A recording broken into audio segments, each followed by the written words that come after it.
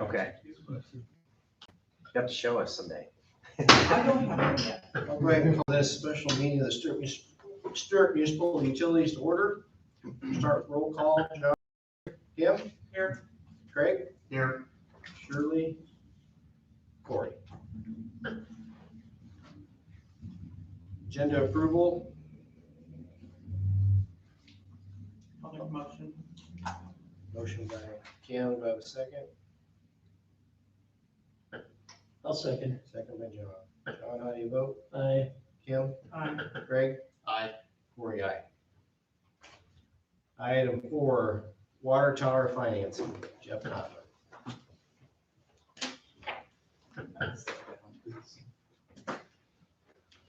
So originally, when we worked with USDA to put your project together, they had approved the 150,000 gallon tank size, and you guys had indicated a preference for the larger tank, 250. And at that time, there were a couple different USDA people that said we would allow us to bid an alternate. That's what we've been telling you all along we plan to do. To bid both sizes, and then you could choose after the bid for sure which one you were gonna take. Well, those people have retired, and there's new people in those jobs. And they have now decided that alternate bid on something like that is not allowed by their policy. So you have a couple different choices. He did offer an alternative that would allow you to still do the larger tower. And that is, if you would write a letter, which we've drafted and these guys have seen, that indicates that at some point in the future, when you need to do major maintenance on this older tower, that that you're considering that you might decide to take it offline someday. If you submit that letter, they would include the 250,000 size in your project. And it's kind of playing a game, if you ask me, to be honest, but that's what they're asking. And he also said, in fact, since the fire flow for town recommends about 290,000 is your minimum, they would also entertain the 300,000 gallon tank. So you have that choice. And I have cost opinions for both. And you just need to edit that letter for the appropriate size that you wish to do, and get some signatures. And I'm here to answer any other questions you may have. Well, forgive me, I'm not an attorney, but I had several occasions where I was confronted with something called promissory estoppel.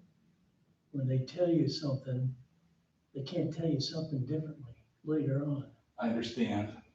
I also understand with government, once they make a decision that policy says this, probably not going to change their mind without a big fight.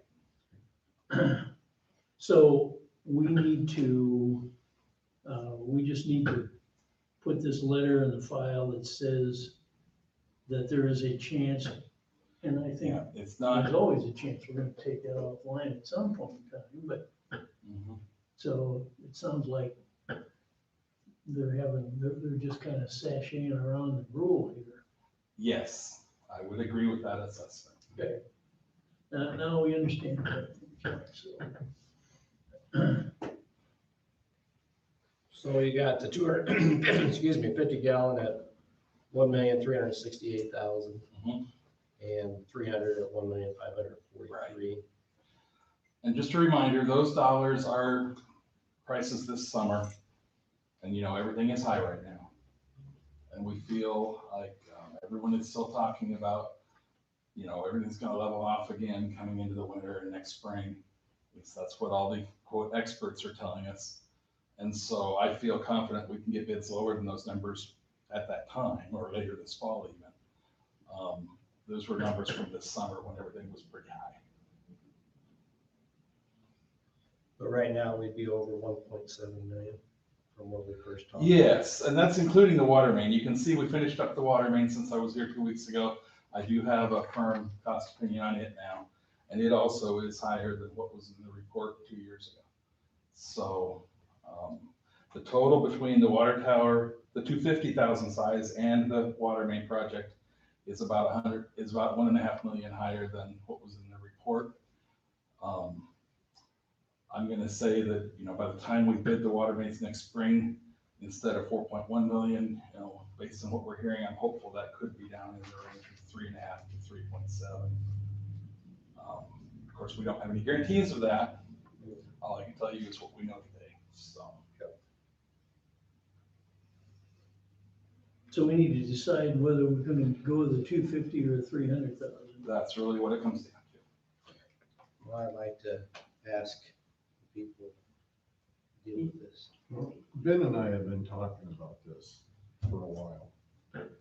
And honestly, we don't think it's really worth it for the extra money to go to the 300.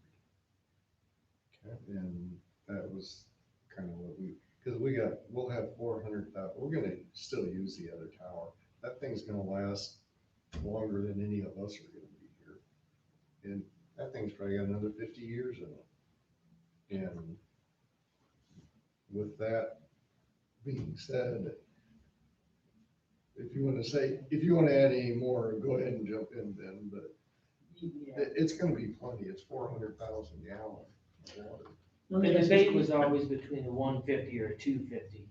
We wanted the 250. We never even were kicking around No. a 300,000 That gallon. was totally brought up by the USDA guy, the 300.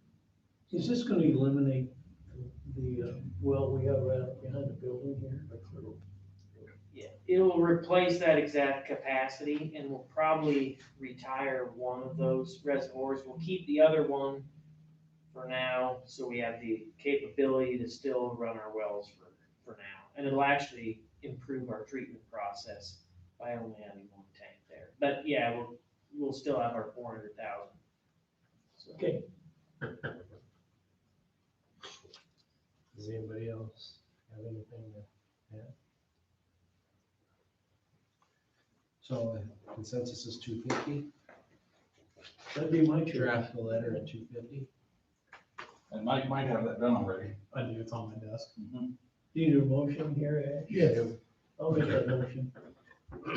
Motion by John to go with 250 and a second by Ken. Ken, how do you vote? Aye. Craig? Aye. Corey? Aye. John? Aye. Very good. Thanks, Jeff. Thank you. Just after you get it signed, scan it to me. Sure can. We'll do that. Thanks, Jeff. Thank you very much. Should I go Go ahead? Jeff. Okay, so that what I'd handed out with the paper clipped material, and do you want them to get all this? It's up to you how much you wanna. I don't know if you guys want to see the detail, but this is, I don't know if you want to make copies or. But that detail that Jeff had sent me this afternoon, this handout's just kind of it's a rough, quick and dirty starting point, just to show how the financing would carry out if you did do the financing for the project cost on the material that Mike has, and that reflects the 250,000 gallon tank. So I want to lay out kind of the basis for the sizing of the financing. We know that we can do one short-term water revenue project note that we plan to have mature in June of 2024. Project is expected to be done. The water main will be the later project, expected to be completed in the summer of 23. Is that still good? And then the short-term debt will be taken up by USDA. So what the first sheet has interim project notes at the top right, that lays out the sizing for the project notes. And we know that we can proceed with this interim financing once we have bids for the tower. We don't have to wait for bids and do a separate financing for the water mains. So the $5,534,000 that you see under uses for the construction cost estimate, that's the key cost driver. There's contingencies at obviously a 10% amount there at $553,000. Total is $6,795,000. And this funds, Jeff has another estimate for the interim interest, which is conservative or high. We assumed a rate of 1% for the interim financing. We think currently, as you can see in the footnote at the bottom, is probably closer to 0.7%. So that capitalized interest is the interest on the interim that has to be funded under the USDA guidelines as part of the financing. So what's on just the flip side of that same page is what the debt service schedule would look like. Carries the maturity out to June of '24. And then the 164,000 of interest, that's funded with proceeds of the financing. So your water fund doesn't have to pay that over the next 3 years. That's already funded. So this 6,580,000, then if you go to the second sheet that has long-term USDA at the top right, this is what the long-term USDA financing would look like, assuming a full payoff of the 6,580,000 interim financing. If you have proceeds left over from the interim, that can be used to apply or buy down the USDA debt. That's still good with them. I think that's one thing I didn't ask, but I'm sure that if you have proceeds left over, like if you only spend 200,000 of that 500,000 contingency, you'll have 300 left over to reduce the long term. So the long term is sized to pay off the short term. That's the fundamental purpose for it. On the back side of that sheet is the debt schedule. And you can see the debt service each year. The structure of the debt is allowed to go out to 40 years. I would really encourage you guys to pay off sooner than that. So that you can, but just for, discussion purposes for now, we have the debt service at 219,800 per year on the long term. So just keep in mind that 219,800 of debt service per year. And then if you go to this page, it's a page from your audit, Exhibit A, that shows kind of in the blue highlighted box. This is your June 30, 2020 fiscal year, so last year, most recent audited financials. You've got 400,000 approximately of net revenues in the water fund to pay debt. So that debt service becomes 200. You got 400,000 available to fund 220,000 of debt. So I think it will work is kind of the bottom line why I'm laying this out. If you look at the next page then, it's labeled as Exhibit B. This includes, you'll note at the top it says, so as you might recall, we refunded the utilities 2007 water revenue debt earlier this year. So in the third column that has aggregate water debt at the top, you'll see some gray shaded cells. In that gray shaded area, those next 3 years, that's only debt service on the refunding that we closed earlier this year. And what's shown in the second column from the right is the net revenues that are available from the water fund after you fund operations, after you pay debt, and this is what's left over each year for capital outlays and for cash reserves. So I'd start to kind of think about how much of that 180,000, and it's really important to note too, this assumes your operating margin in the water fund stays about where it's at. So if you have a rate increase from Xenia that's passed on to you, this assumes that you would do the same to the utilities water customers. You have a decision whether or not you want to do that, but this assumes that you maintain the net margins at about 400,000 of net revenues available for debt each year. So if you kind of start to think about numbers that are available, if you have 189,000 of net revenues after paying debt, after funding water operating costs, maybe you start to think about, we're going to set aside maybe 25,000 or 40,000 of that each year to pay the USDA debt off early, whatever you guys are comfortable with. So Can we go, it can say we vary. have some things come up and we didn't do that one year, that's really our choice whether we do that or not? Yeah, it's your choice year to year, and it can vary. If you have heavy water main repairs and repairs in 1 year, you can spend down some of that cash. It's just No, I think actually we've learned our lesson on not taking an increase when we needed to. So, What's the rate on this again? the long-term USDA debt will be no higher than 1.5%. That's what's in USDA's commitment letter from 2020. And Jeff's been very helpful on that, walking through the process on that. there's a lot of intricacies and it helps that he's familiar with that. So they'll give you the lower of Right. the So, published rate at the time. so in the fall of '23, we finished the water main project, and you go to USDA and said, okay, we're done, it's time to close the loan. They will look at their interest rate at that time, they will compare it to the 1.5 in your letter, and you will get the lower of the two rates. Oh, okay. So So it won't go chances are it further. won't be lower than 1.5, but there's a small chance it could be. Sure. And then the final page is, this is just, we need to update this a little bit, but this is kind of a over time look at the water utility cash flow. I just wanted to get that in front of you to kind of provide some history, I guess, with nothing else. It's a similar version we looked at, I think, later last year or maybe earlier this year. Or maybe both, I think, too, actually. So just wanted to get a kind of a brief overview of the water fund, showing that it can cover the higher expenses, unfortunate, but the water fund can cover it, I guess is what I wanted to communicate. Okay. So Thanks, Chip. that's it. Thank you. Do you want Ash to have this? Or do you want to? I made copies for everybody. Oh, you did, okay. Thank you. Thanks. Thank you, Chip. Yeah, thanks, Chip.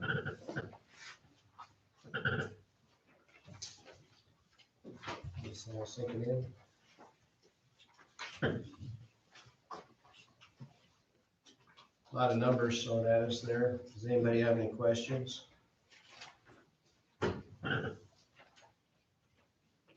Well, you know, I still like the numbers that we're looking at here, even though we're reasonably sure they're probably gonna be at least a little bit higher than what we thought. But I don't think we'll ever see that interest rate. That interest rate's what makes this work. So it really is, Corey, it's that interest rate that makes it work. And, Yeah. What What would inflation be on these types of projects? 2 and Well, 3%? before this year. Yeah, it wasn't setting that that bad, aside. but, in the last 10 years, they've been going up, maybe 3 to 5% a year. So, Borrowing it now as opposed to paying for it over time, if you can borrow 1.5, looks pretty compelling, I think. I don't think you're ever gonna get that. I just don't. Yeah. So, I agree. Well, I appreciate both of you being here. yeah, thanks a lot. I Glad to do appreciate you taking the time to do this. So. Item 5, American Rescue Plan Act funding. Yes, this is kind of, we all heard about the American Rescue Plan, and the city was awarded $257,512. We received the first payment of $128,756, and we're gonna receive the second payment next year. And we were told that we can spend that money on water and sewer projects. So I gave Ben, as a water superintendent of the utility, some information here to help him being able to allocate the money to any water project. I did the same with our public works director, Jim Henderson. I'm just here to inform you with this money that we received, the money in the bank, we already received it this month.